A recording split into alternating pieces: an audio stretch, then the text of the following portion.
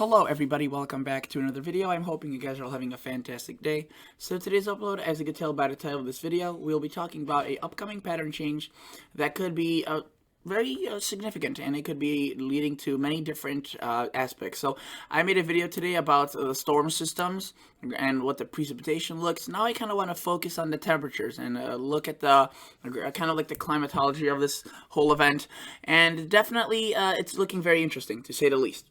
So, if you guys would like to subscribe to this channel, if you are new, I do all sorts of weather-related content. This is a weather enthusiast YouTube channel, if you will. Hobbyist, not a meteorologist, but I do all sorts of weather-related content for the fun of it. And if you guys would like to subscribe, that would be awesome. And if you're a returning viewer, liking the video would be fantastic. So, let's get into this. We are looking at the GFS, and this is very far out, right? But the GFS has been consistently showing this, and notice that it just shows a lot of cold air. This isn't just chilly air. This is just a cold, almost in fall blast, a just full-on Arctic outbreak almost in the fall. Notice that we start seeing some anomalies up here that are just ridiculously below average for this time of the year. You can see some of the 2-meter temperature shaded. We will be looking at 50s and 40s widespread across northern Montana and North Dakota. And usually, August, September is a very warm time for them, so this is definitely unusual. And I don't think this will be a huge pattern trend through September. It looks as if September may be on a warm side. That's what my prediction is, right? But based on recent indications, that may not be the case. So we are looking at right now the 18Z GFS, the one that came out a couple hours ago. Honestly, it looked less than 40 minutes ago. And notice we have a lot of activity. We see lots of storms, and these are the storms that are going to be bringing in a lot of this, if you will, bringing a lot of this precipitation, and behind that will be the cold air. They kind of are like the magnets, and the cold air attaches to them, if you will, and it just swoops down. Notice, there is cold air behind this storm. However, another storm forms, and with a storm forming like this at this strength, this usually means that warm air is out ahead of it, so it kind of pushes this cold air back to the north. Notice it's back to the north, and then right behind it we get a pretty cool blast of air, and this one definitely makes its way pretty far into the United States. So that's how the precipitation looks.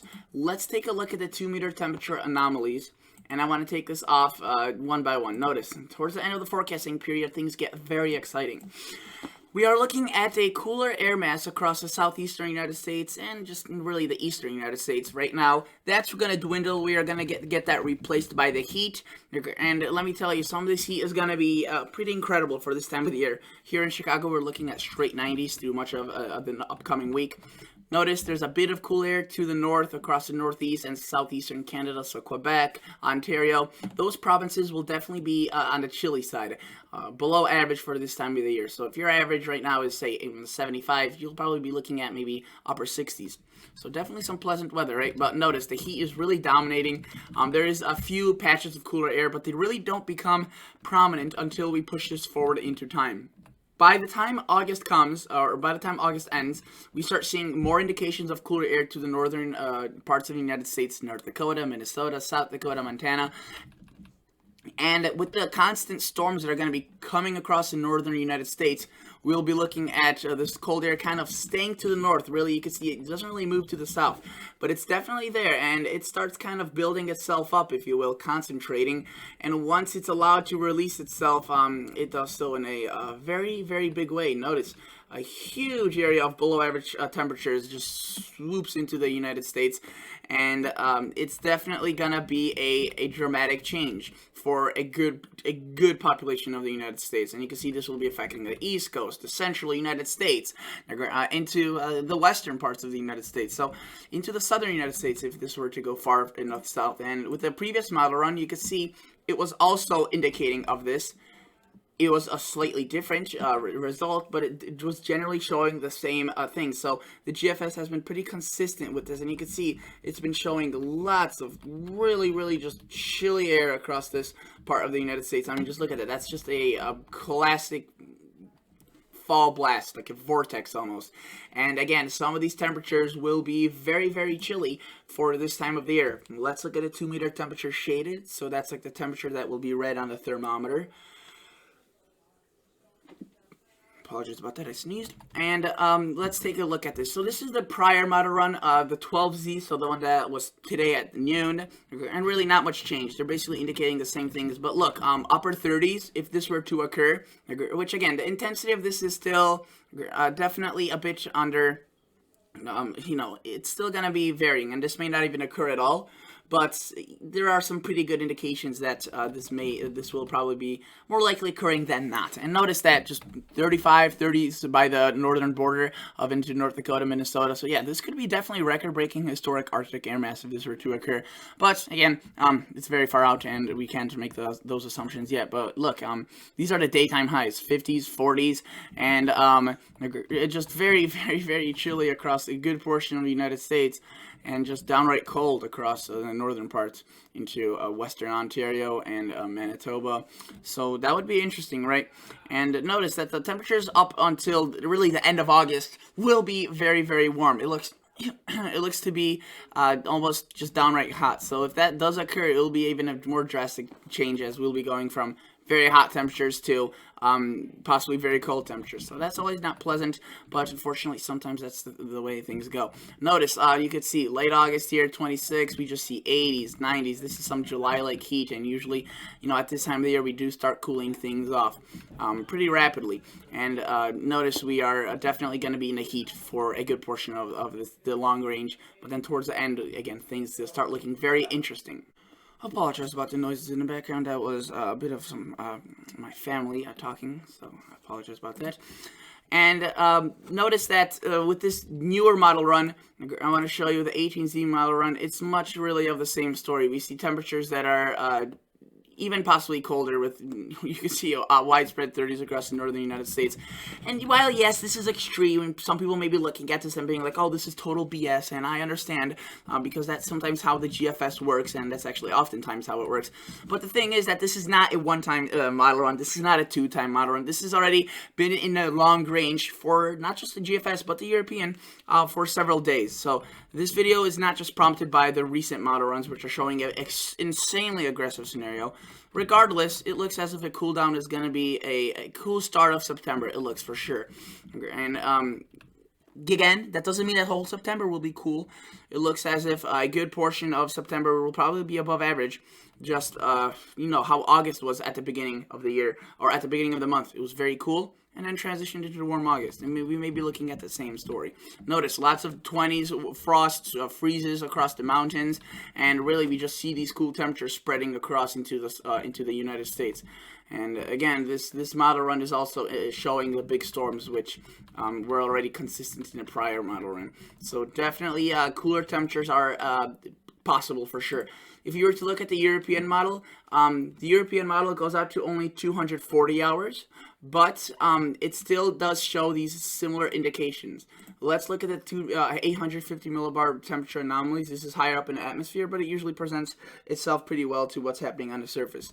Notice, we see a lot of heat, right? And that's really up until the end of August, but we start seeing these cooldowns, and the European actually has this cooldown right here, end of August, more drastic than what the GFS does, since the big GFS cooldown is really just around the 4th, 5th September timeframe, around Labor Day. This one's a bit prior. But I want to show you the North America, the whole continent, to see what's up to the north. Notice there's plenty of areas where we could get cold air from. You can see this large wave coming off of Siberia and Russia. Another cool down right here across the west that is developing. So there's definitely a lot of potential for this for the European model to show cool weather as well. And I just want to show you that the ensembles in terms of the GFS model, they still haven't come in for the 18Z, but let's just look at the 12Z. The ensemble members are generally supportive of this. You can see that there are differences for sure, as they definitely aren't as aggressive as, you know, just the GFS model. All of them, obviously, because the GFS tends to be a aggressive model among the GFS ensembles. But you can see that they have this cold air locked up to the north, and really it just depends on one storm track and how it tracks, and whether or not it kind of attracts that cold air to itself and brings that cold air to the south. Now, I apologize, this computer is very slow, so it's loading slowly, but you can see that the cold air is definitely there. They have mainly warm temperatures across the United States, right? But I want to see if the new model, the GFS ensembles are loaded in, and they're just not loading in because I'm on the North American view. Or just okay, yeah, see, it goes out a bit farther. And again, it looks as if the rest of August will be warm, but definitely the cooler temperatures are eager to come down. And again, this isn't supported by all models, which gives us less confidence, but you can see the European ensembles are pretty well in agreement with the European. Several cool air masses, and that may be occurring prior to that big one. So definitely an active pattern with large storms, a cooler pattern with lots of potential for cooler temperatures, even some frosts across the northern United States if that were to occur. And again, this is fairly supported by a lot of the models. Let's look at the Canadian. I don't really like the Canadian, right? Usually it does a pretty poor job. So when it does agree with something, with a trend, then usually that's actually a pretty good sign, and that doesn't happen too often. And you can see in this case, it agrees with the European with this little cool down around August 30th. But again, the GFS cool down, the big one, is going to be occurring after this. They're not the same cool down. You can see that at the GFS model at 234 takes this cool off way out here, way out further to the east, and the European brings it out and further into the western parts of the North America, so into parts of the United States. Now, if I were to play this forward, you could see that, of course, this computer is just really aggravating me. Today it's just been really slow. But if I were to put this into motion, notice that we see again this second cold air mass that the European is showing, along with the Canadian. The GFS stalls it out as the storms are just going to be constantly coming through. And we will have to see in the coming days whether or not the European agrees with that. Because, I mean, once that cold air is released from the GFS, again, these temperatures are going to be just brutally cold, and they're not going to show any mercy. I mean, they're going to be almost, again, frost and freezes across portions of the northern U.S., which would be record-breaking for sure. And you can see just very, very cold temperatures. So we'll have to see if that occurs, and if that does, that will be definitely something we'll be talking about more. Let me show you the 8 to 14 day outlook.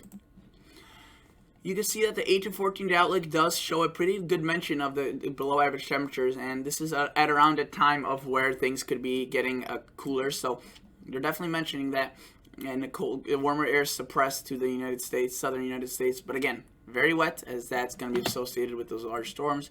6 to 10 day outlook, it's a different story. You can see some signs of cooler air maybe, but generally it's going to be warm, and that's what's going to be kind of preceding this cool down, this warmth. And notice, again, above average pattern. So that's basically it for today's video, guys. Thank you so much for watching. Hopefully you enjoyed. Hope you learned something new. And again, this is the developing story. I'll be talking about this definitely more.